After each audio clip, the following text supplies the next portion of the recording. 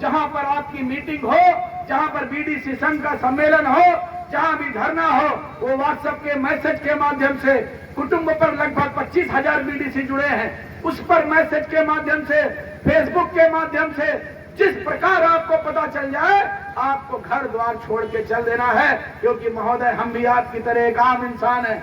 हमारी 75 साल की माता जी हैं। आप यकीन मानिए, हाईवे पर जब 5 लोगों को लेकर दौड़ते हैं, जिसमें माननीय हमारे सरफरस्त हैं, हमारे मनोज दादाजी, मनोज अग्रवाल जी, हमारे साथ आए हुए योगेंद्र जी, हमारे विजय दादाजी, हमारे संरक्षक, हमारे संस्थापक विजय दादाजी जो इसके संस्थापक है इस संघ के, इन लोगों के लेके मैं दौड़ता हूं और मैं सोचता हूं कि भाई मैं तो बीडीसी दे रही हूं, अगर मेरी कहीं गाड़ी पलट गई तो हमारे परिवार को भाई 3 लाख भी नहीं मिलेगा।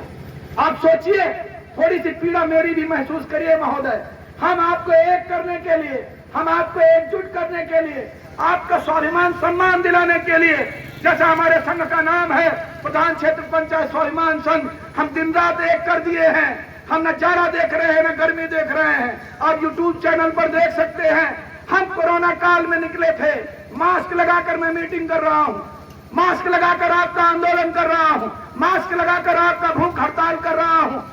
और मैं आपसे 1 रुपए का अपेक्षा नहीं करता, लेकिन आपका तन और मन मेरे साथ होना चाहिए, क्योंकि मैं एक वकील हूं महोदय। और वकालत तभी करी जा सकती है जब जज के सामने कोई पीड़ित पक्षकार हो महोदय। अगर आप हमारे साथ नहीं खड़े होंगे, हम आपकी वकालत नहीं कर पाएंगे महोदय। हम एक वकील की तरह आपके मुकदमे को लड़ रहे हैं, और अगर आवश्यकता पड़ी तो माननीय उच्च न्यायालय का भी दरवाजा खटखटाया जाएगा और आपको अधिकार दिलाया जाएगा महोदय। लेकिन आपसे मेरा हाथ जोड़कर निवेदन है, अपने संगठन पर विश्वास करें, बीडीसी का सहारा बने। बीडीसी, आप यकीन मानिए, संगठन के माध्यम से माननीय प्रमुख जी को बताना चाहते हैं संघ में कितनी शक्ति होती है। आगरा के जिला अध्यक्ष की भतीजी बीमार हुई, आप समझ लीजिए, फिरोजाबाद के लोग, लखीमपुर के हमारे भाई आए हैं, लखीमपुर का बीडीसी लखनऊ में एडमिट था, हमारे अजीत भाई, ये भी मलिहाबाद से बीडीसी है महोदय। इन लोगों ने जाकर उसके परिवार को खून देने का काम किया है महोदय। ये है संगठन, ये है परिवार महोदय। ऐसा संगठन मैंने बनाया है महोदय। आप यकीन मानिए, अगर आप संघ पे विश्वास करेंगे तो निश्चित तौर पर आप जानिए, जब मैं कह रहा हूं कि मैं गैर राजनीतिक हूं, आप जिस दल में है उसका झंडा उठाए रहिए।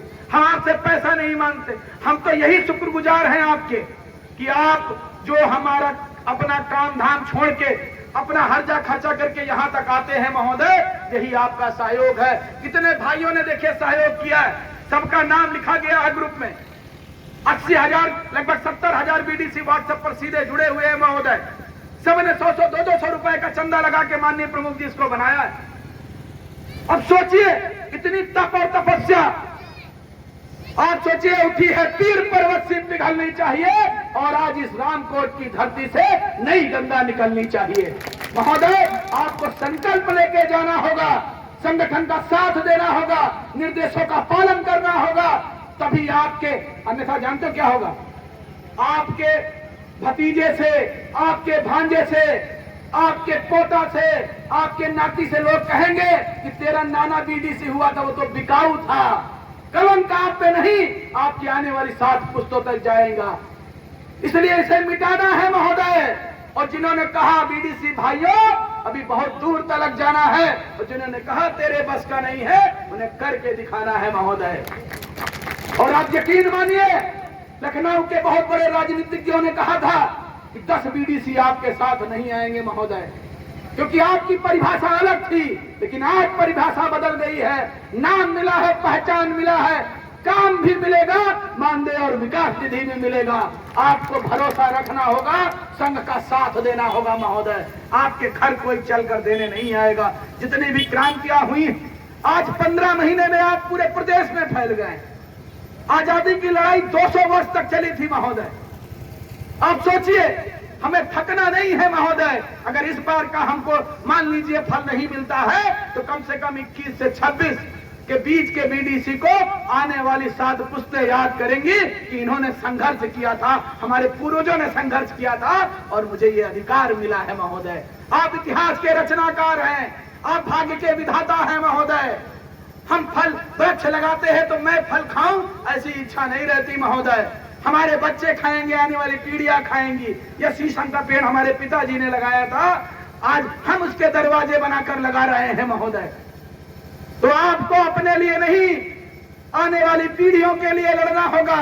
नौजवान जो साथी हैं, आपके बीच के जो लोग हैं, उनके राजनीतिक भविष्य की हत्या रोकनी होगी। नहीं आप ही का भाई, आप ही का भांजा, आप ही के घर परिवार का, पास पड़ोस का बीडीसी फिर ऐसे ही कलंकित होगा और इसी तरह पड़ा रहेगा महोदय। इसलिए आपसे मेरा निवेदन है कि आप सभी लोग संघ की सोच में सोच मिलाए। हम किसी के विरोधी नहीं हैं, किसी दल के विरोधी नहीं हैं। हमारा केवल और केवल बाबा साहब को अनुयायी मानकर हमने आगे कदम बढ़ाया है कि बाबा साहब ने हमें त्रिस्तरीय ग्राम पंचायत व्यवस्था में हमें प्रधान से बड़ा बनाया है और हम तब तक लड़ते रहेंगे जब तक प्रधान ये सोचने पे मजबूर ना हो जाए मुझे बीडीसी बनना चाहिए था।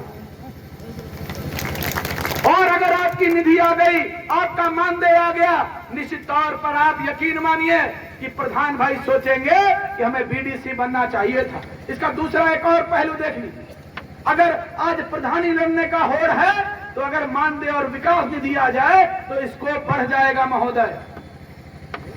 बीडीसी लड़ने के लिए भी जनता आतुर होगी और जब दो बीचों के बीच में स्पर्धा होगी, प्रधान और बीडीसी के बीच में प्रतिद्वंदता होगी, तो निश्चित तौर पर हमारे गांव का विकास ज्यादा होगा, जो माननीय सरकार का उद्देश्य है महोदय।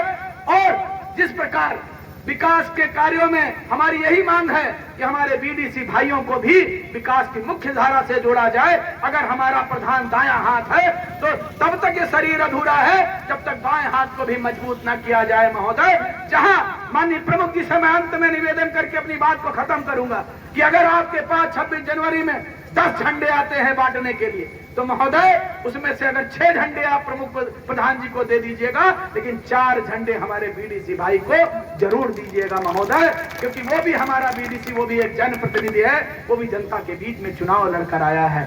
बहुत बहुत धन्यवाद, बहुत बहुत आभार। बीडीसी एकता, बीडीसी एकता, भारत माता की वंदे वंदे। बहुत बहुत धन्यवाद। जय हिंद, जय श्री राम, जय भीम, जय बीडीसी।